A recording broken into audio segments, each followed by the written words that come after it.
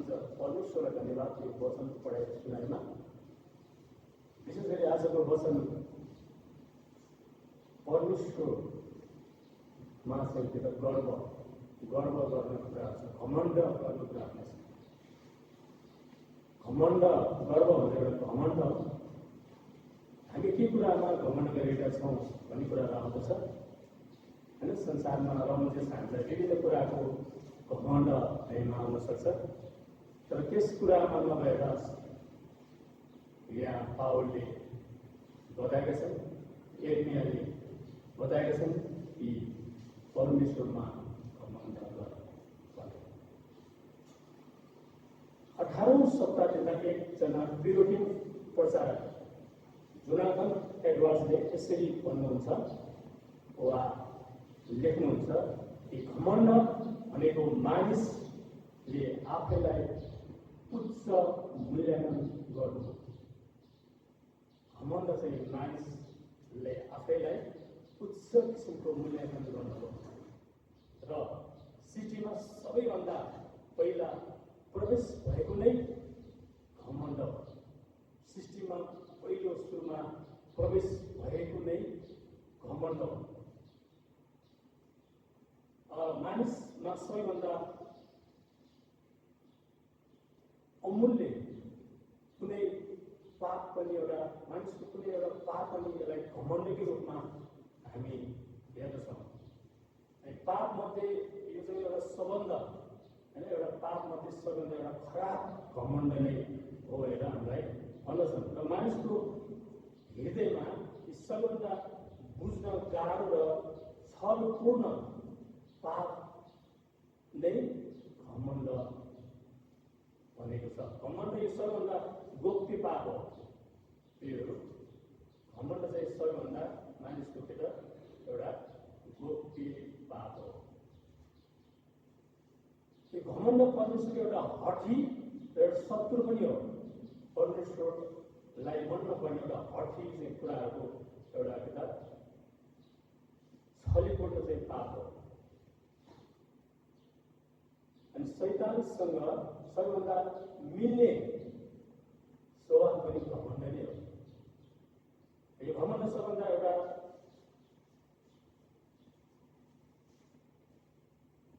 खराब कुरा भनेर हामीलाई बताउँछन्। धेरै ईश्वर शास्त्रीहरूले घमण्डको बारेमा आफ्नो विचारहरू दिएका छन्।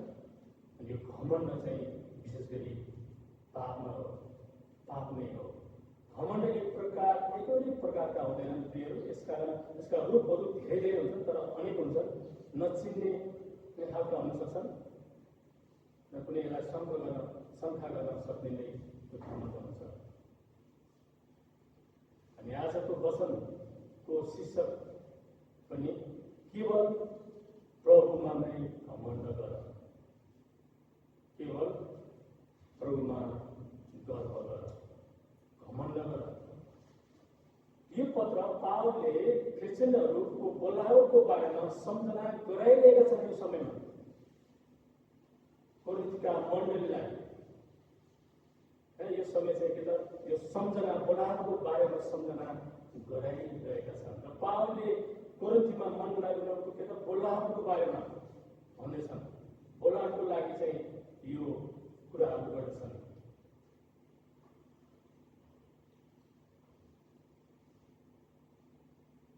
हामीले हाम्रो बुद्धि, हाम्रो शक्ति र हाम्रो खानदानी र घमण्ड नगर्नुको लागि केवल प्रभुमा गर्व गर्नको लागि नै पावलले यो सन्दर्भमा बोलिरहेका छन्।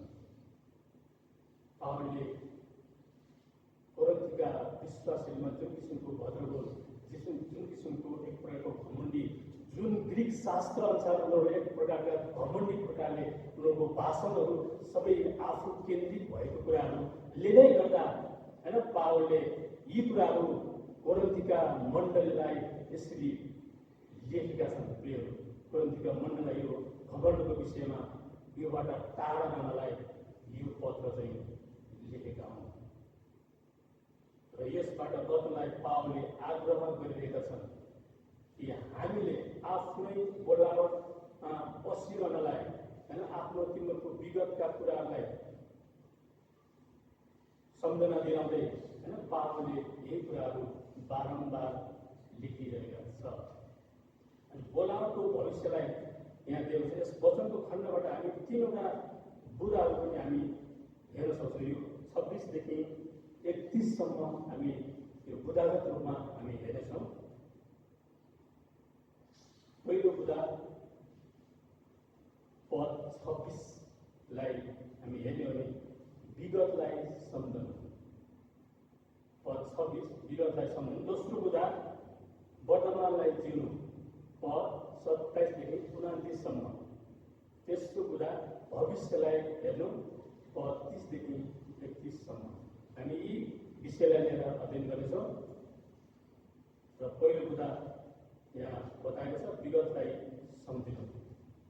पहिलो कोरिन्थी 2:26। किनकि भाइहरू हो, जब तिमीहरू बोलाएका थियो तिमीहरू कस्ता थियो सो विचार गर। सांसारिक स्तर अनुसार तिमीहरू धेरैजना बुद्धिमान, धेरैजना शक्तिशाली र धेरैजना खानदानी थिएन।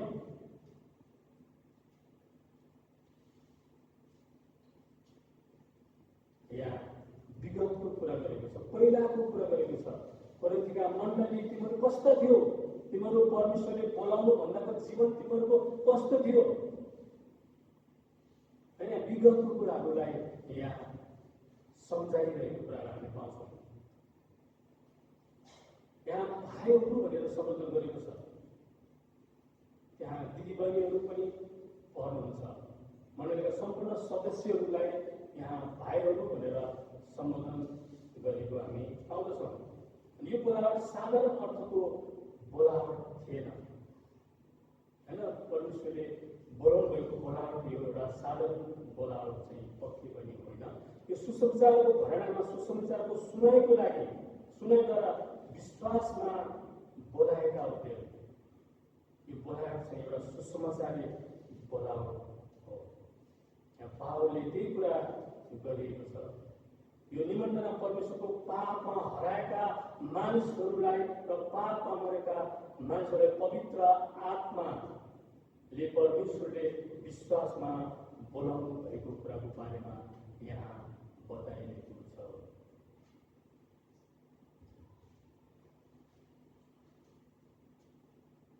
यो बोलावट चाहिँ एउटा शक्तिशाली र प्रभावशाली चाहिँ बोलावट हो। यो बोलावट मानिसको हृदयको एउटा रूपान्तरको बारेमा हो। मानिसको हृदयलाई परिवर्तन गर्नको बोलावट हो। जुन पवित्र आत्माले परमेश्वरले पापी मानिसको जीवनमा परिवर्तन गर्नुहुन्छ। रोमी 8:30 हामीले यही कुरा पाउँछौँ। जसलाई उहाँले ठहराउनु भयो, जसलाई उहाँले बोलाउनु पर्ने भयो, जसलाई उहाँले बोलाउनु भयो त्यसलाई धर्मी पनि ठहराउनु पर्यो। हेर्नुहोस् त, जसलाई उहाँले बोलाउनु भयो उहाँले धर्मी पनि ठहराउनु भयो। यो ईश्वरीय हस्तक्षेप हो प्रिय। यो मानवीय बोलावट थिएन। यीशु ख्रीष्टले चाहिँ एउटा ईश्वरीय बोलावटमा बोलाउँदै हुनुहुन्छ।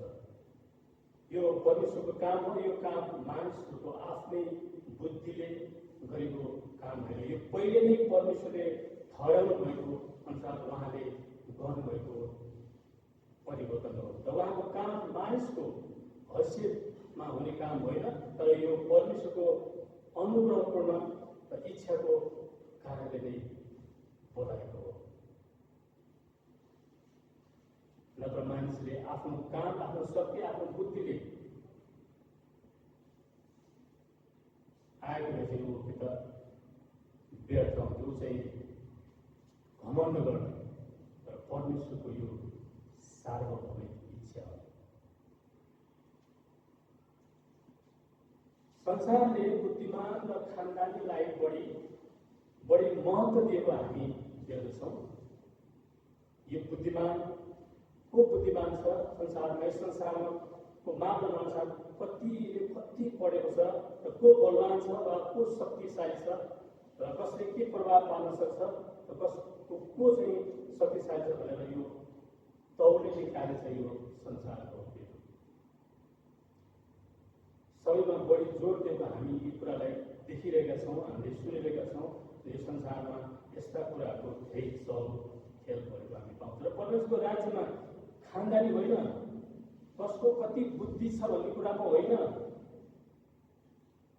कति कसैको डिग्री छ भन्ने कुरामा होइन, र कतिको धनी छ भन्ने कुरामा पनि होइन। उहाँले विनम्रलाई चाहिँ बढी महत्त्व दिनुहुन्छ, जसले आफ्नो नम्रतालाई उहाँले चाहिँ कि त खोज्नुहुन्छ। उहाँले ती कुराहरूलाई, संसारको शक्तिलाई, संसारको बुद्धिलाई उहाँले तुच्छ ठान्नुहुन्छ। परमेश्वरको राज्यमा साधारण र विनम्र व्यक्तिलाई नै उहाँले महत्त्व दिनुहुन्छ, उहाँले नै जोड दिनुहुन्छ। यिर्मया 9 पद हामीलाई फेरि याद दिलाउन सक्यो।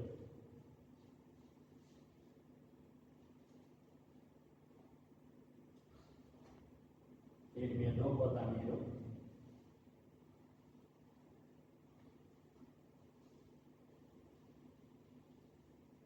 यिर्मया 9 को 22-23 देखि हामी हेर्छौँ।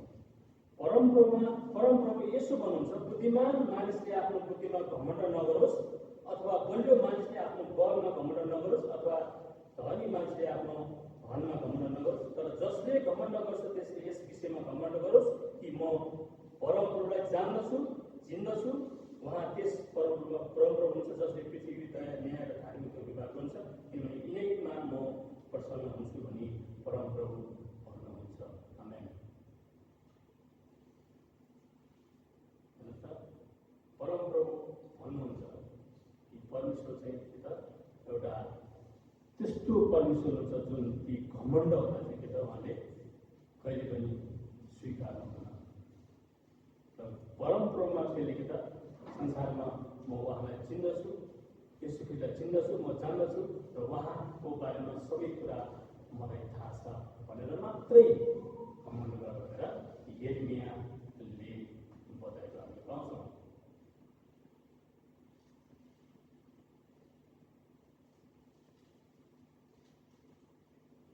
हामीले फेरि हेरौँ कि यदि मानिसले गर्व गर्छ भने एउटै कुरामा मात्र के त गर्व गर्छ, एउटै कुरामा मात्र गर्व गर्छ, जसले परमेश्वरलाई चिनेको छ, जसले परमेश्वरलाई जानेको छ, त्यो कुरालाई मात्रै घमण्ड गरोस् भनेर यहाँ पावलले कोरिन्थीका मण्डलीलाई दिइरहेका छन्, कोरिन्थीको मण्डलीलाई बढी जोड दिएका छन्। र हामीलाई पनि यही कुराहरू पावलले दिन्छन्। यहाँ खानदानी कुराहरू, धन सम्पत्ति, आफ्नो प्रभाव शक्ति यी कुनैमा होइन होइन। यसलाई चाहिँ फेरि हामी हेर्छौँ 26 पदलाई कि परमेश्वर चाहिँ साँच्चै नै परमेश्वरमा मात्रै घमण्ड गरोस् होइन, कि संसारका सबै कुराहरूलाई चाहिँ के त त्यो त्याग्नु भन्न खोजेको होइन, कि परमेश्वरलाई मात्रै पहिलो प्राथमिकता दिनुपर्छ होइन। उहाँलाई गर्व गर्नुपर्छ, उहाँको बारेमा बोल्नुपर्छ, उहाँको बारेमा सुसमाचारलाई सुनाउनुपर्छ भन्न खोजेको। उहाँलाई कसरी जान्ने, हामी एकअर्कालाई हामी सुसमाचार हामीले के गरी जान्ने, उहाँलाई कसरी चिनाउने। म उहाँलाई जान्दछु, उहाँले मलाई प्रेम गर्नुभयो, उहाँले मलाई बोलाउनु भयो, अनि उहाँले मलाई चाहिँ के त आफ्नो अनमोल रगतले हामीलाई किन्नुभयो। उहाँ मात्र मुक्तिदाता हुनुहुन्छ, उहाँलाई चिन्दछौँ भनेर मात्र हामीले गर्व गर्छौँ भनेर पावलले भन्न खोजेको चाहिँ मुख्य कुरा हो। 26 पद त्यही कुरा गर्छ। आयो तिम्रो बोलाउने कस्ता थियो, कस्ता थियो त्यो सुविचार गर। सांसारिक कस्तो आउँछ, तिम्रो धेरैजना बुद्धिमान थिएनौ, धेरैजना शक्तिशाली थिएन, धेरैजना खानदानी थिएनौ। सो विचार गर्नुहोस्, हामी कस्ता थियौँ बोलाउँदाखेरि सो विचार गर भनेर यहाँ पावलले भन्छ। धेरैजना के त हामी खानदानी थिएनौँ, धेरैजना हामी चाहिँ शक्तिशाली थिएनौँ, र हामी कस्ता थियौँ सो विचार गर, विगतलाई हेर भन्छ। मण्डली साधारणभन्दा साधारण मानिसले परमेश्वरलाई बोलाउनु भयो र सुसमाचारमा साधारण मानिसलाई उहाँले बोलाउनु पर्यो। सहरमा धेरै बुद्धिजीवी, धेरै धनी, धेरै शिक्षित वर्गहरू, व्यापारी वर्गहरू, धेरै धनीहरू हुन्छन्। अनि त्यस कुराको लागि विभाजन हुनु हुँदैन भनेर पावलले भन्छन् हैन। आफ्नो धनमा, घमण्डमा, बलमा, शक्तिमा, बुद्धिमा यी कुराहरूले गर्दा चर्च र मण्डलीहरू विभाजन भइरहेका छन्। यो आफ्नो बुद्धिमा, आफू केन्द्रितमा यी कुराहरूमा विभाजन भइरहेको हामीले देख्छौँ। यही कुरा, यही समस्या कोरिन्थीका मण्डलीमा यही कुराहरू भइरहेको थियो। प्रिय, आफ्नो बुद्धि, आफ्नो शक्ति, आफ्नो धन, आफ्नो यी कुराहरूले गर्दा उनीहरूमा एक प्रकारको घमण्ड सिर्जना गरेको हामी देख्न सक्छौँ। यसले मण्डलीलाई विभाजन ल्याएको थियो। यसले मण्डलीलाई एक अर्काको पक्षमा उनीहरूले के त एकाअर्कालाई पछ्याउने किसिमको व्यवहार त्यहाँ मण्डलीमा देखिएको थियो। म अपोलोसको, म पावलको, म केफासको, एक अर्काको उनीहरू के त पक्ष लागिरहेका थिए। यो शक्ति उनीहरूको ग्रिक्स धार्मिक अनुसार उनीहरू एकदम बुद्धिजीवी, शक्तिशाली र उनीहरूको भाषण धेरै मानिसले पछ्याउने खालको भएको कारणले त्यो कुराहरूमा तिमीहरू नगर, त्यो कुराहरूमा तिमीहरू नलाग, त्यो पछि नलाग। ख्रिस्ट तिमीहरूको लागि किन आउनुभयो, ख्रिस्टको क्रुसले तिमीलाई कस्तो प्रभाव पार्यो भन्ने कुरालाई मात्रै पावलले जोड दिएको हामी पाउँछौँ।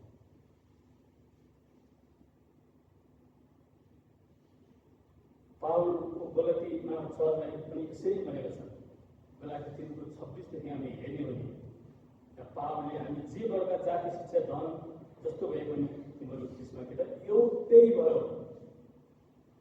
न ग्रिक, न कमारा, न फुक्काई, सबै केही पनि होइन भन्न खोजेको। यहाँ कोही धनी, कोही गरिब, कोही जाति, त्यो हरेक तिमीहरू चाहिँ एउटै प्रकारले, एउटै परमेश्वरको सुसमाचारद्वारा तिमीहरू बोलाएका हो। ख्रिस्ट एउटै हुन्छ कि उहाँकै सुसमाचार, यसको जन्म, पुनरुत्थान र मृत्यु, उहाँको क्रुसीकरणद्वारा तिमीहरूलाई बोलाएको हो भनेर यहाँ पावलले चित्रण गर्छन्। पावलले यहाँ जुन कुरा कोरिन्थीका मण्डलीलाई बताइरहेको छ। प्रिय मण्डली, आज हामी विगतलाई हेर्छौँ वा केलाउँछौँ भने हाम्रो विनम्र हुनु पर्दछ।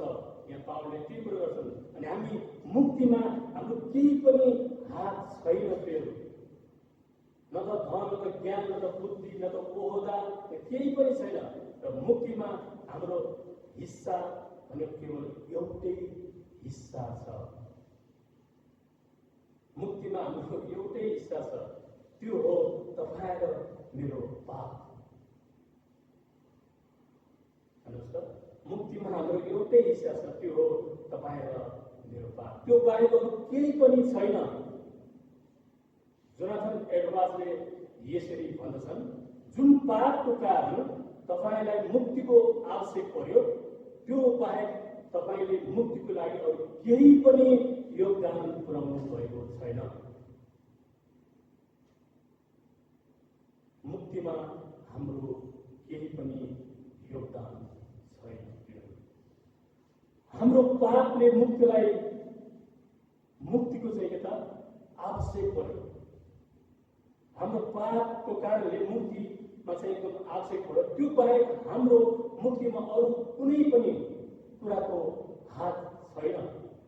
जुन पापले गर्दा हामीलाई मुक्तिको आवश्यक पर्यो, हाम्रो पापको कारण हो। यो सम्पूर्ण कार्य परमेश्वरको अनुग्रहको काम हो। यो सबै कार्य चाहिँ के त परमेश्वरको अनुग्रहको काम हो। हामी दोस्रो कुरामा जान्छौँ, वर्तमानलाई जिउनु। 27 देखि 29 सम्म। तर बुद्धिमानहरूलाई शर्ममा पर्न परमेश्वरले संसारका मूर्ख कुरालाई छान्नुभयो र शक्तिशालीहरूलाई शर्ममा पार्नलाई परमेश्वरले संसारका निर्बल कुरालाई छान्नुभयो। अर्थात् परमेश्वरले संसारका निज र तुच्छ ठहरेका कुरालाई छान्नुभयो, यहाँसम्म कि नगर्ने कुरालाई पनि उहाँले छान्नुभयो। यसैले जुन कुरा छ ती व्यर्थ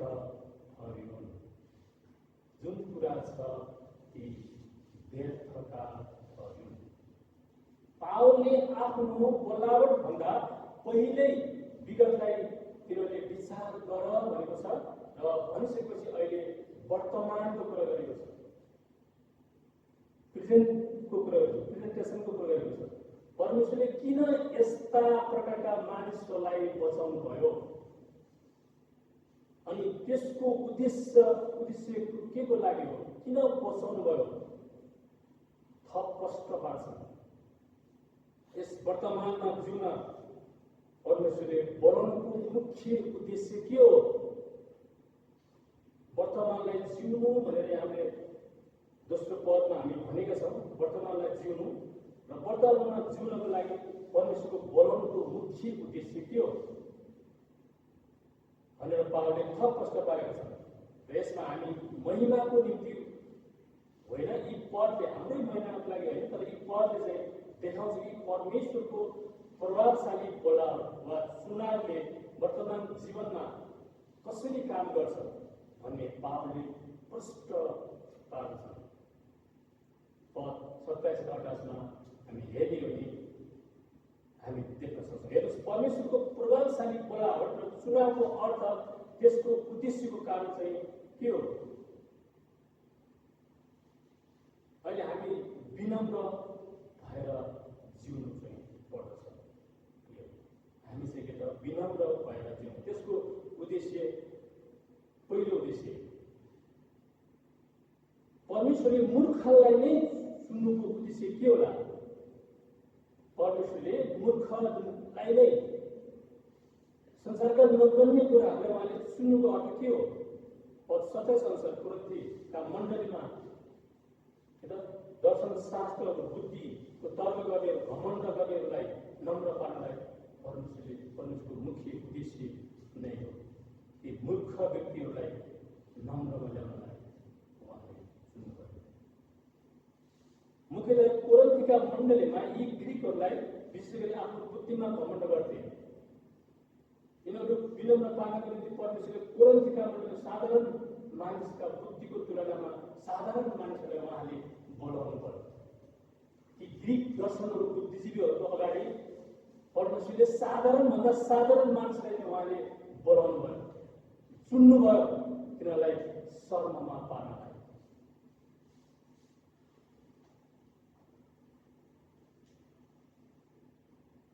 को कति बुद्धिमान र को कति मूर्ख छ भने, बुद्धिमान छ भने बाइबल धर्मशास्त्र अनुसार परमेश्वरको भय राख्ने मानिस नै हो। त्यही बुद्धिमान हो जसले परमेश्वरलाई प्रेम गर्छ। मूर्ख त्यही हो परमेश्वरको उहाँ डर नमान्ने, र बुद्धिमान त्यही हो परमेश्वरलाई खोज्ने व्यक्ति। संसारमा मूर्ख व्यक्तिलाई सुनेर परमेश्वरको बुद्धिमा घमण्ड गर्नलाई उहाँले लज्जित पार्नुभयो।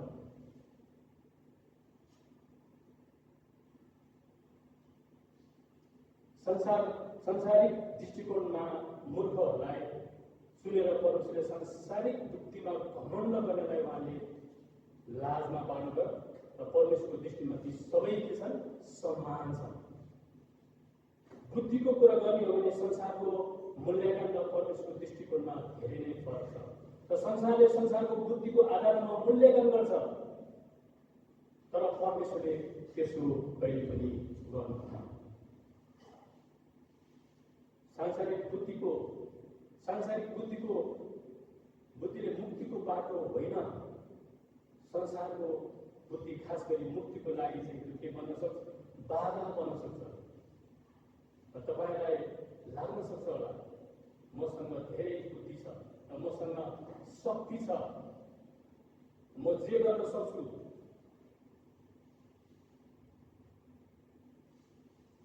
म धेरै ईश्वर शास्त्रको मसँग धेरै ज्ञान छ।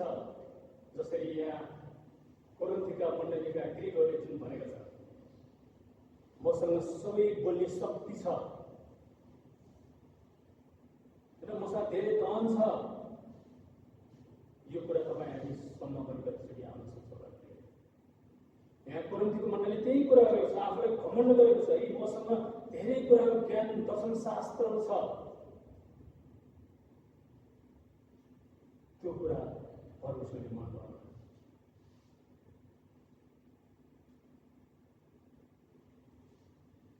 यहाँ ती सबै कुरा पावलको भाषामा भन्दा ती सबै फोहोरको रड्डी टोकरीमा हालिदिनुहोस्। त्यही कुरा पावलले बताउँछ। ख्रिस्टको अगाडि ती कुरा सबै ज्ञान बुद्धि संसारका जति पनि थोक थिए ती मेरा लागि सब फोहोर मैला हुनेछन् भनेर पावलले आफ्नो भाषणमा भनेको छ। ख्रिस्टको अगाडि ती सबै विज्ञान बुद्धि दर्शन शास्त्रहरू धन सम्पत्ति र ओहदा ती सबै रड्डी टोकरीमा हालिदिनुहोस् भनेर पावलले त्यो गर्छ।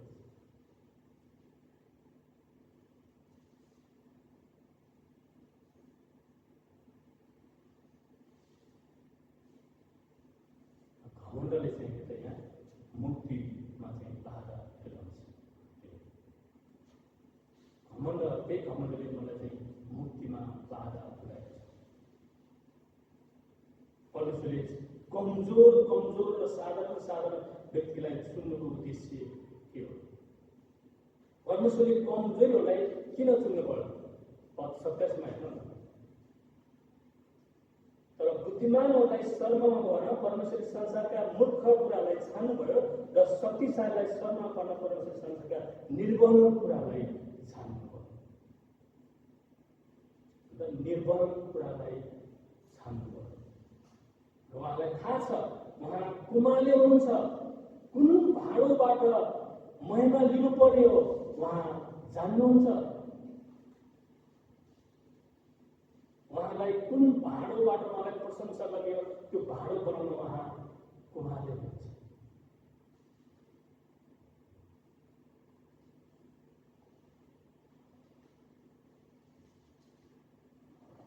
उहाँ चाहिँ सर्वभौम परमेश्वर हुनुहुन्छ। उहाँ सबै कुरा जान्नुहुन्छ, उहाँको इच्छा अनुसार उहाँले हरेक उहाँको काम अनुसार उहाँ स्वयं आफै गर्नुहुन्छ।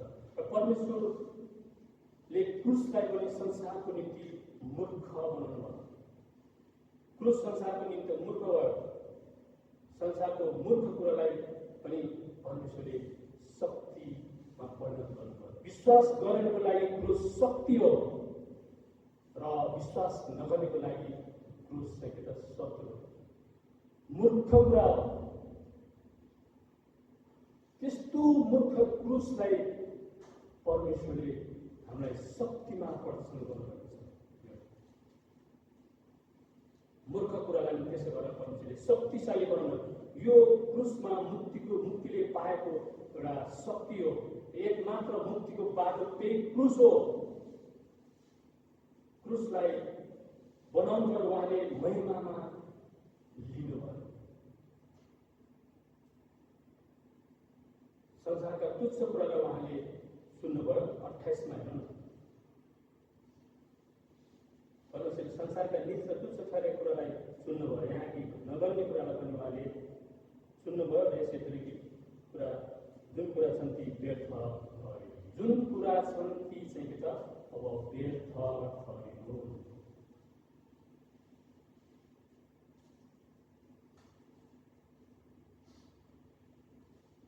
नभएका कुरालाई पनि उहाँले सुन्नुभयो। हुँदै नभएको कुरालाई पनि उहाँले सुन्नुभयो। भएका कुराहरूलाई पनि बेकाम तुलाउनुभयो। निम्ति हुँदै नभएको कुरालाई पनि उहाँले सुन्नुभयो। उहाँको उद्देश्य के हो? यस संसारको निकम काम नलाग्ने अर्थहीन कुरालाई उहाँले चाहनुहुन्छ र उहाँले प्रदर्शन गर्न चाहनुहुन्छ। उहाँले सजाउनुहुन्छ हैन। उहाँ चाहिँ के त उहाँ चाहिँ एउटा विनम्रतालाई सजाउने यीशु ख्रीष्ट हुनुहुन्छ। 29 मा हेर्नु। त्यसैले कुनै प्राणीले परमेश्वरको सामुन्ने अहंकार नगरोस्। जस्तो 29 मा हेर्नु, कुनै प्राणीले घमण्ड गर्न नपाओस्। उहाँको उद्देश्य यही नै हो।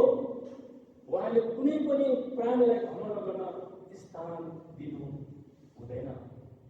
कुनै पनि प्राणीलाई घमण्ड गर्न स्थान दिनु। उहाँको उद्देश्य सबै मानिस र परमेश्वरको आदर र प्रशंसा र महिमामा उहाँ चाहिँ चाहनुहुन्छ। केवल परमेश्वरको महिमा मात्र गर्नु हो, घमण्ड गर्नु चाहिँ होइन उद्देश्य। घमण्ड चाहिँ एउटा विद्रोहको पाप हो। घमण्डलाई परमेश्वरले पापको निम्ति प्रायश्चित गर्नुहुन्छ। हाम्रो क्रिस्चियनहरूको न्याय चाहिँ कलवरीको क्रुसमा गरिएको छ, जहाँ ख्रीष्ट येशू प्रभु हाम्रो पापको विद्रोहको साथमा उहाँ मर्नुभयो। हाम्रो पाप पश्चाताप गर्ने, येशूमाथि भरोसा गर्ने यो पापको मोल कलवरी क्रुसमा उहाँले तिरिदिनुभयो। आमेन। हेर्नुहोस् त, हाम्रो पापको मोल उहाँले कलवरी क्रुसमा तिरिदिनुभयो। अब उहाँलाई विश्वास गर्नेहरूको पाप क्षमा भएका छ। यही कोही तपाईँ हामीले कोही विश्वास गर्नुभएको छैन भने प्रिय कृपया येशू ख्रीष्टलाई विश्वास गर्नुहोस्, किनकि उहाँमा मात्र पाप क्षमा छ। संसारमा धेरै मानिसहरू पाप क्षमाको लागि हामी मान्छे दौडिएका देख्छौँ, तर यहाँ केही कुरा बताएको छ कि उहाँलाई विश्वास गर्ने मात्रै उहाँले क्षमा दिनुहुन्छ। उहाँको सन्तान बनाउनुहुन्छ अनि ती आफ्नो सन्तानलाई गरेको पापबाट उहाँले क्षमा दिनुहुन्छ।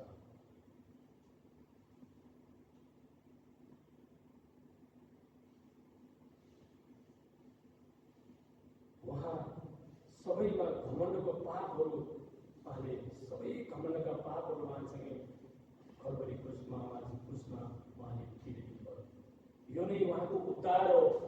हामीलाई कसरी जिउनु पर्छ भने उहाँले हामीलाई ज्ञान र बुद्धि दिनुहुन्छ। अन्तिम बुद्ध भविष्यलाई हेर्नु 32 र 31 मा हामी हेर्नेछौँ। परमेश्वर नै ख्रीष्ट येशूमा तिमीहरूका जीवनको स्रोत हुनुहुन्छ र ख्रीष्टलाई नै उहाँले हाम्रो बुद्धि, हाम्रो प्राथमिकता र पवित्र र हाम्रो उद्धार बनाउनु पर्यो। पावलले ख्रीष्टमा हाम्रो बलाको लक्ष्यलाई सम्झाउँदछ। विश्वासीहरू ख्रीष्टद्वारा ख्रीष्ट येशूमा विश्वासको निम्ति ख्रीष्ट नै बुद्धि, पवित्रता, छुटकारा हुनुहुन्छ।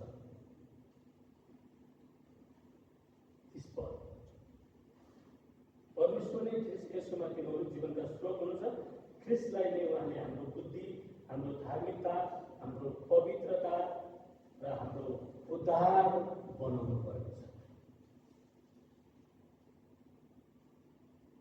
यो हाम्रो उद्धारमा परमेश्वरको महान काम महत्त्वपूर्ण भाग हो र यसलाई अर्को शब्दमा भन्ने हो भने ख्रीष्टसँगको एकता भन्न हामी सक्दछौँ। र विश्वासमा हामी ख्रीष्टसँग एक बनाएका छौँ र अब ख्रीष्ट येशूले जे कुरा गर्नुहुन्छ ती हाम्रो उत्तराधिकारको रूपमा राखिएको छ।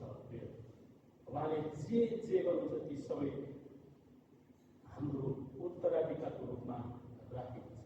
ख्रीष्टसँगको एकताले ख्रीष्टमा जे छ ती कुराहरू अब हामी ख्रीष्टको अंशियार भएका छौँ, हामी साझेदार भएका छौँ, एउटै भएका छौँ।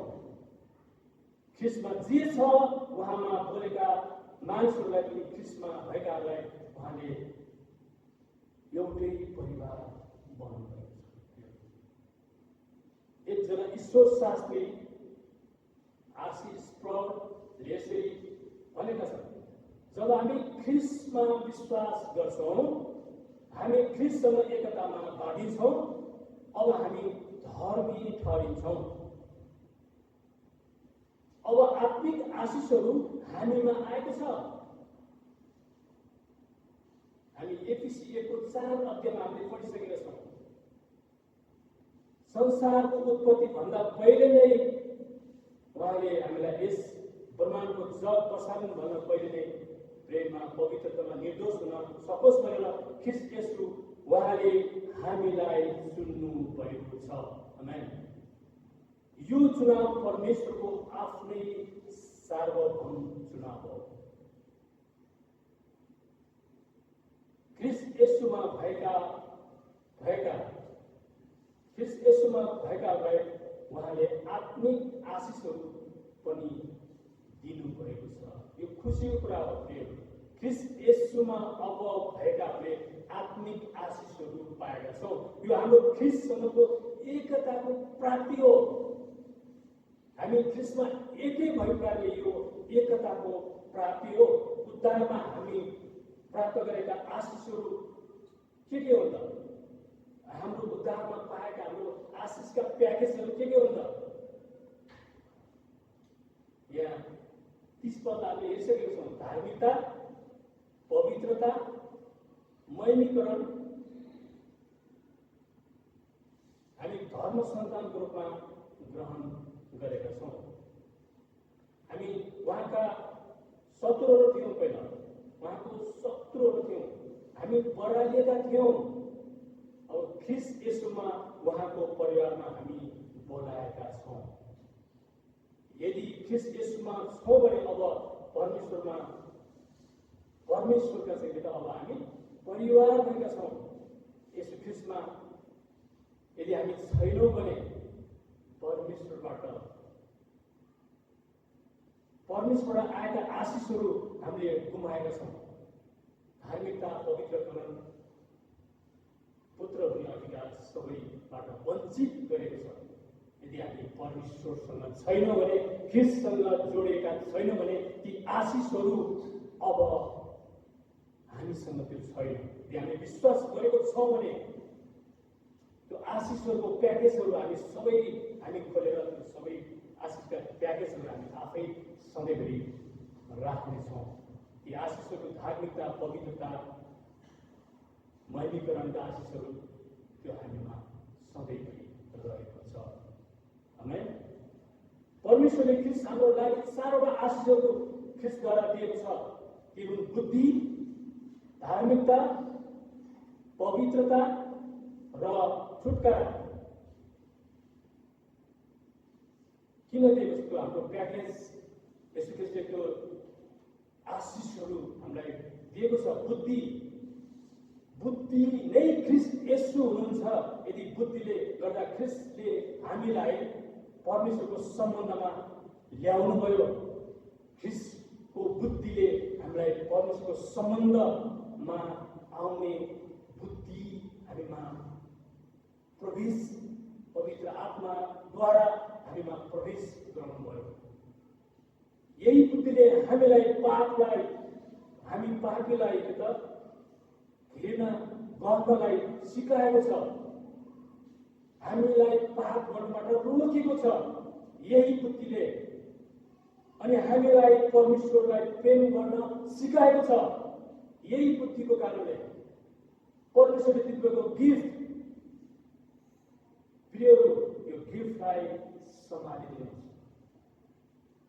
यदि बुद्धिको कारण वचनको सत्यतालाई खोज्न सिकाउँदछ बुद्धिले, पापको चेतना गराइदिन्छ बुद्धिले। यो सांसारिक बुद्धि होइन, यो परमेश्वरको पवित्र आत्माको बुद्धि हो। त्यो प्याकेज, त्यो आशिष प्रियहरू हामीले पाएका छौँ। ख्रीष्ट येशूद्वारा त्यो आशिष हामीमा आएको छ। दोस्रो, धार्मिकता। ख्रीष्ट हाम्रो निम्ति धार्मिकता हुनुहुन्छ। हामी धर्मी ठहरेका छौँ। ख्रीष्टको खातिर ख्रीष्टमा भएकाहरू धार्मिक बनेका छन्। यो हामीले कमाएको होइन। ख्रीष्ट धर्मी भएको कारणले हामीलाई धर्मी ठहराउनु भएको छ। यो पनि एकदम महत्त्वपूर्ण आशिष कि उहाँ धर्मी भएको कारणले नै हामीलाई धर्मीकरण बनाउनु भएको छ। यो महत्त्वपूर्ण आशिष हो। र तेस्रोमा पवित्रता। ख्रीष्ट पवित्र ठहराउनु भएको छ। हामी ख्रीष्टद्वारा अलग गरेका छौँ। उहाँको रगतले हामी धोइएका छौँ। हाम्रो पाप ख्रीष्टको बलिदानले गर्दा आज हाम्रो पापहरू धोइएका छन्। हाम्रा पाप सिधुरे रहेका पापहरू हिउँ जस्ता भएका छन्, ऊन जस्ता भएका छन्। त्यो आत्मिक रूपान्तर हो। हामी यही यात्रामा छौँ। पवित्रकरणको यात्रामा उहाँको कल्वरी क्रुसमा बगाउनु भएको रगतको कारण यो पाप धोइएको छ, हामी पवित्र बनाएका छौँ प्रियहरू। हामीमा आएका गिफ्टहरू हुन्। अन्तमा 4 छुटकारा, रिडेम्सन भन्छ जसलाई, छुटकारा। ख्रीष्ट येशू हाम्रो पापको निम्ति हामीलाई छुटकारा दिन उहाँ प्रायश्चितको बलिदान हुनुभयो। हामीले आशिष पाएका थियौँ, हामी छुटकाराको निम्ति प्रायश्चितको बलिदान गर्ने संसारमा उहाँ चाहिँ आउनुभयो। हाम्रो पापको निम्ति उहाँले पस्तावी प्रायश्चितको बलिदान भएर हामीलाई छुटकारा दिन, हामी पापमा मरेकालाई उहाँले बचाउनलाई उहाँले आफ्नो रगतद्वारा हामीलाई धुनुभएको छ।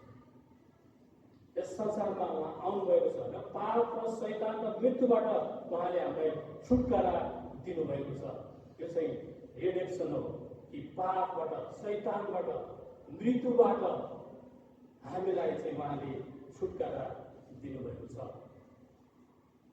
रोमी 8को 1 मा हामी हेर्यौँ भने हामीलाई अब दण्डको आज्ञा छैन।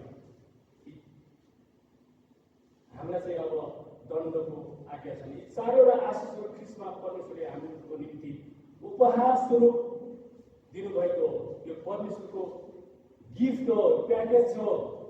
यो सधैँभरि हामीलाई राख्नको लागि दिएको आशिष हो। पावलले किन गर्नुपर्छ भन्छ? पावलले किन गर्नुपर्छ? ज्ञान, ईश्वरीय ज्ञान बिना परमेश्वरलाई चिन्न गाह्रो छ। पावलले चिनेकोमा गर्व भनेका छन्। हामी बुझ्नुपर्ने कुरा चाहिँ आफ्नो शक्तिमा होइन, परमेश्वरलाई चिनेको छु भनेर दाबी गर्नुपर्दछ। र एकजना ईश्वरशास्त्री थोमस एडवर्ड्सले यसरी भन्दछन्, घमण्ड एक आत्मिक मात हो। घमण्ड एक आत्मिक मात हो। यो रक्सी चाहिँ दिमागमा चढ्दछ र त्यसलाई मात लगाउन यो एउटा मूर्ति पूजा पनि हो। घमण्डलाई यसरी चित्रण गरेका छन् थोमस वाटसनले। घमण्ड मानिस आफैलाई आराधना गर्ने मानिस हो। घमण्ड चाहिँ आफूलाई नै आराधना गर्ने, आफूलाई नै अहमतामा राख्ने र आफू केन्द्रित रहने कुरालाई नै यहाँ घमण्ड जोड दिएका छन् यहाँ पावलले। यो पापी मान्छेलाई गर्व गर्न कुनै छुट छैन। क्रुसमा गर्व गर्नलाई मात्र हामीलाई दिएको छ। पावलले त्यही कुरा गर्दछन्, गर्व गरेले परमेश्वरमा गर्व गर्दछ। गर्व गरेले परमेश्वरमा गर्व गर्दछ। अन्तिम पद, त्यसैले लेखेको छ, गर्व गरेले परमप्रभुमा गर्व गरोस्। प्रिय विश्वासीहरू, हामी के कुरामा गर्व गरेका छौँ? हामीलाई यो वचनले के सिकाइरहेको छ? पाप भनेको, घमण्ड भनेको के हो र यसलाई हामीले कसरी फाल्नुपर्छ भन्ने कुराले वचनलाई हामीलाई स्पष्ट रूपमा आज बताएको छ। यो घमण्ड चाहिँ एक प्रकारको शैतानिक पाप हो। यसलाई हटाउनलाई चाहिँ के त आज यसलाई मार्नुपर्छ। यो घमण्डबाट चाहिँ आज हामी येशू ख्रीष्टसँग पनि हामीले सिक्नुपर्छ। किनकि उहाँले घमण्ड गर्नु भएन। उहाँले क्रुसमा अन्तिम प्राण जाँदासम्म उहाँले घमण्ड गर्नु भएन। उहाँले क्षमा दिनुभयो। हे पिता, अहिले जे गर्छन् सो जान्दैन, त्यसलाई क्षमा दिनुहोस्। उहाँले मा धेरै शक्ति थियो।